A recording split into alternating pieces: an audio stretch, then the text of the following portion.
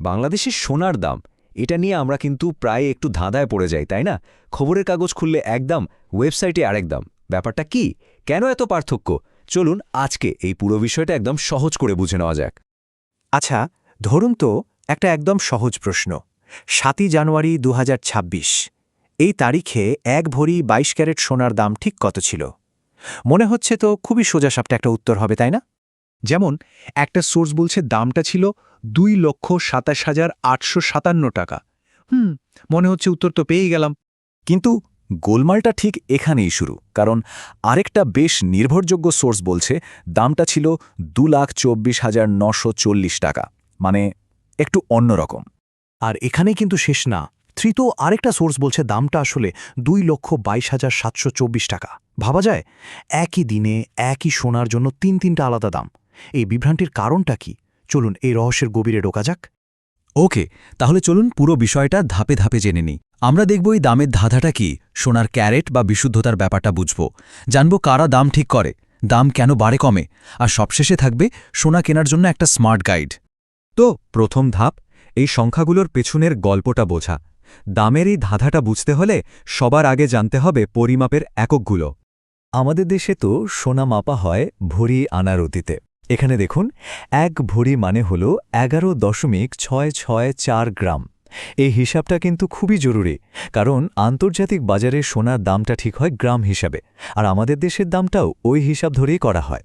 তাহলে ভরির দাম থেকে গ্রামের দাম বের করার উপায়টা কি? খুবই সোজা। প্রথমত ভরির যে দাম সেটাকে ১১.৬৬৪ দিয়ে ভাগ করলেই প্রতি গ্রামের দাম পেয়ে যাবেন। এরপর সোনার ওজন যত গ্রাম সেটাকে এই দাম দিয়ে গুণ করলেই মোট মূল্য বেরিয়ে আসবে। সিম্পল। আচ্ছা, দামের হিসাব তো বোঝা গেল, কিন্তু সোনার মান বা পিউরিটির ব্যাপারটাও তো আছে, তাই না?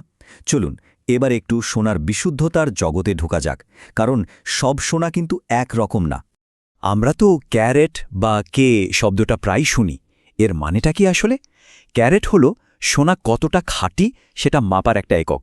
যেমন ২৪ ক্যারেট মানে একদম ১০০ ভাগ খাঁটি সোনা, আর ক্যারেট যত কমে মানে সোনার সাথে অন্য ধাতু তত বেশি মেশানো থাকে, এতে গয়নাটা কিন্তু আরও মজবুত হয়।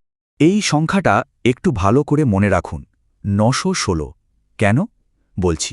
কারণ এই ৯১৬ সংখ্যাটা হল ২২ ক্যারেট সোনার হলমার্ক কোড। এর মানে হল এই সোনাটা ৯১.৬% খাঁটি। গয়না কেনার সময় এই কোডটা দেখেই কিন্তু বিশুদ্ধতার ব্যাপারে নিশ্চিত হওয়া যায়। এখানে দেখুন, ২২ ক্যারেট আর ১৮ ক্যারেট সোনার মধ্যে মূল পার্থক্যটা খুব সুন্দরভাবে দেখানো হয়েছে। ২২ ক্যারেট সোনা যেটা ৯১.৬% খাঁটি, সেটা বিনিয়োগ বা কোনো বিশেষ অনুষ্ঠানের জন্য বেস্ট। আর ১৮ ক্যারেট সোনা যেটা ৭৫% খাঁটি, সেটা বেশি মজবুত, তাই রোজকার ব্যবহারের গয়নার জন্য এটা দারুণ, আর দামেও কিছুটা কম। তো এখন মূল প্রশ্নটা হলো, এই যে দামের কথা বলছি, এটা ঠিক করে কারা? এখানেই আসছে বাজুসের কথা। বাংলাদেশ জুয়েলার্স অ্যাসোসিয়েশন, মানে সংক্ষেপে বাজুস বা বাজুস, এটাই হলো সেই মূল সংস্থা যারা পুরো দেশে সোনার প্রতিদিনের দামটা ঠিক করে দেয়।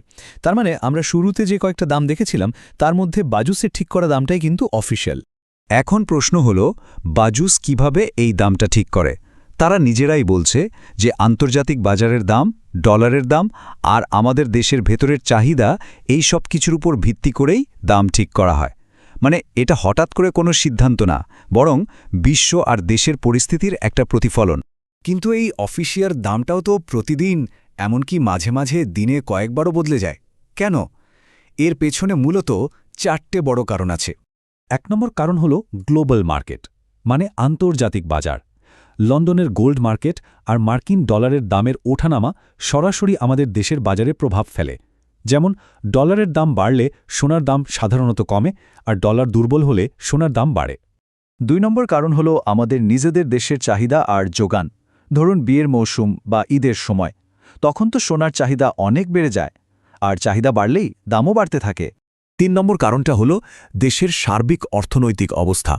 যখন জিনিসপত্রের দাম খুব বাড়ে, মানে মুদ্রাস্ফীতি হয়, তখন অনেকেই সোনাকে একটা নিরাপদ বিনিয়োগ হিসেবে দেখে, ফলে সোনার চাহিদাও বাড়ে, দামও বাড়ে। আর ৪ নম্বর এবং শেষ কারণটা হল আমদানি খরচ আর ট্যাক্স। সোনা তো বিদেশ থেকে আমদানি করতে হয়, তাই এর ফাইনাল দামের সাথে আমদানি খরচ আর ৫% ভ্যাট যোগ হয়। আবার যখন গয়না কেনা হয় তখন ডিলাইনের উপর নির্ভর করে একটা মেকিং চার্জও দিতে হয়। তো এত কিছু তো জানা গেল, এখন প্রশ্ন হলো একজন ক্রেতা হিসেবে কি করা উচিত। চলুন সেটাই এবার জেনে নিই। সোনা নিরাপদে কিনতে হলে এই 4টে স্টেপ ফলো করাটা খুব জরুরি। প্রথমত, সবসময় বাজুস অনুমোদিত দোকান থেকেই কিনুন। 2 নম্বর, গয়নাতে হলমার্ক স্ট্যাম্প যেমন 916 আছে কিনা সেটা ভালো করে দেখে নিন। 3, কেনার আগে কয়েকটা দোকানের দাম আর মেকিং চার্জটা একটু যাচাই করে নিন। আর 4 নম্বর, অবশ্যই পাকা রসিদ চেয়ে নেবেন আর সেটা খুব যত্ন করে রেখে দেবেন। কিন্তু প্রশ্ন হল, সোনাকে কেন একটা ভালো বিনিয়োগ হিসেবে ধরা হয়?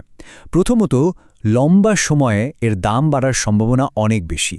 দ্বিতীয়ত, এটা খুব সহজেই ক্যাশ টাকায় বদলে ফেলা যায়। আর অর্থনৈতিক অস্থিরতার সময় এটা একটা সেফ হেভেন বা নিরাপদ আশ্রয় হিসেবে কাজ করে। আর সবকিছুর ঊর্ধ্বে আমাদের সংস্কৃতিতে তো সোনার একটা আলাদাই জায়গা আছে।